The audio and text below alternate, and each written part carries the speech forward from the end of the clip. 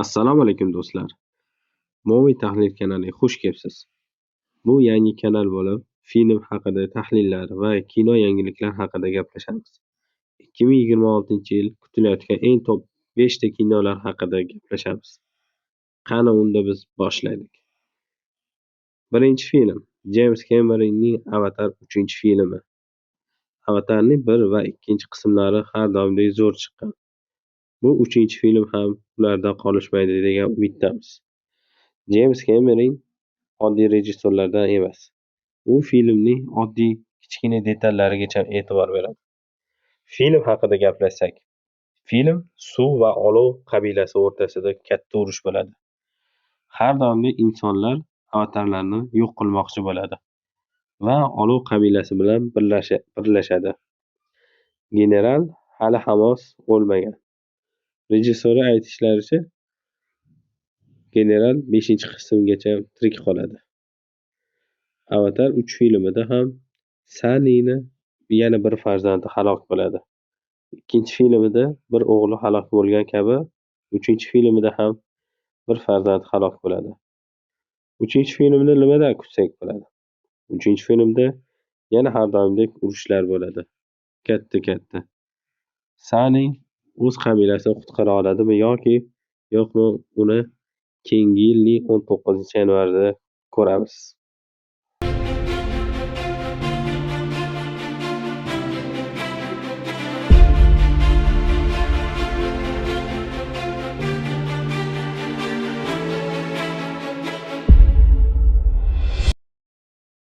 Ikkinchi filmimiz Farsaj 11.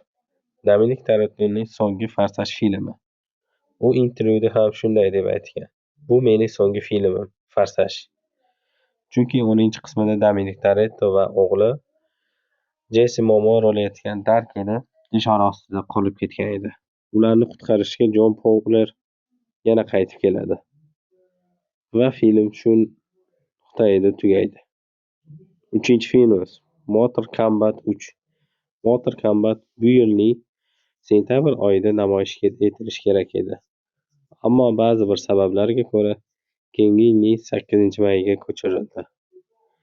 Bu rejissyorning ba'zi bir detallarga e'tibor bermagani uchun.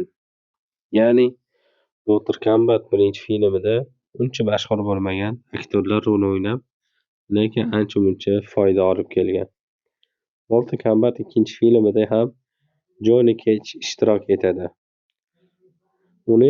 Johnny Cage rolini Yigitlar filmidagi Karli Urban ishtirok etadi. Bu filmda 2-filmi bo'lib Mortal Kombatning 1-filmiga nisbatan yaxshiroq chiqadi degan umiddamiz. Bu jang yer ostida bo'ladi va biz muxlislarni umidvor qilamiz. 4-filmimiz Peter Parker, ya'ni O'rgimchak odam. Endi O'rgimchak odam uyga yo'li yo'q va uydan uzoqda filmlar emas, O'rgimchak odam va yangi kun filmi namoyish etiladi. Filmda Hulk, Jazolovchi, Daredevil ishtirok etadi. O'rgimchak odamning va 6 ta dushmani ham ishtirok etishadi. Bulardan Janob Negativ, Kaltakesak, Samuray va yana boshqa yovuzlar qatnashadi. Filmda O'rgimchak odamga Jazolovchi va Daredevil yordam beradi. Filmda yana ko'p narsalar kutish mumkin. Film so'ngida Marvelning Doomsday filmiga belgilar qoldirib ketilgan. O'rgimchak odam filmida Jazolovchi o'ziga keladi va O'rgimchak odamga yordam beradi. Daredevil ham unga yordam berishga qaror qiladi. 5-film Marvelning eng kutilayotgan filmlaridan biri bo'lib, uni Tony Stark rolini ishtirok etgan kichik Robert Downer Jr. namoyish etgan.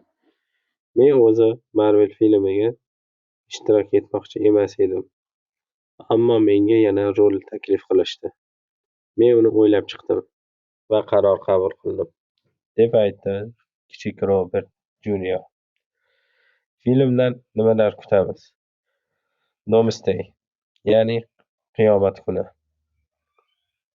Filmda Marvelning yana hamma qahramonlari qatnashadi. Toni Stark ham namoyish etiladi. Robert Downi Junior ikkita rolda namoyish etilishi kutilmoqda. Filmda bizga ko'plab qahramonlar, X odamlar va boshqa olamdagi qahramonlar ko'rsatiladi. Domesdayning maqsadi olamni qutqarib qolish. Lekin qasoskorlar har damdek yovuzlarni yo'q qilishga qaror qabul qiladi. Domesdayning maqsadi Franklin Richardsni o'g'irlash. Chunki Franklin Richardsning kuchi shunchalik ko'pki, olamlarni barpo etish va yo'q qilishga qodir. Doktor Doomning maqsadi faqat shu, olamlarni qutqarib qolish. Qasoskorlar bilan jang qilib va so'nggida birlashib yovuzlarga qarshi chiqishadi. Shunday qilib, Domesdaydan so'ng keyingi yil Qasoskorlar maxfiy urush filmi namoyish etiladi. Videoda kamchiliklar bo'lsa, oldindan uzr so'rab qolaman. Kommentariyada o'z izohlaringizni yozib qoldiring. Qaysi film qiziqroq bo'lsa, shuni yozib qoldirsangiz, men keyingi videolarimda o'sha film haqida to'liq ma'lumot olib chiqishga harakat qilaman. Videoda kamchiliklar bo'lgan bo'lsa, uzr. Agar yoqqan bo'lsa, like va kommentariy yozishni unutmang. Kanalga obuna bo'lib qo'ying.